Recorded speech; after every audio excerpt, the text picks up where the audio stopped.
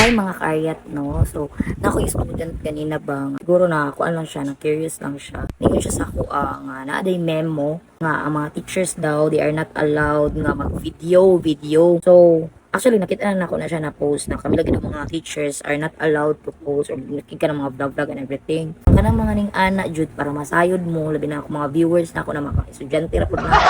Bawal siya if nakasasulod sa classroom. Pero as you can observe mga kaaryat, ako ang mga videos is naara sa balay or kami na doon sa akong anak. So wala ko'y content, wala ko'y video nga na ako mga estudyante or wala ko nag-video nga na ako sa sulod sa classroom. Okay. The first place, kabalo man jud ko nga bawal jud na siya inside the classroom. O bitaw na ako dili kay ko nagadala og cellphone inside the classroom. Manaksa ra jud kay ko ning makita na magbitbit og cellphone sa klase.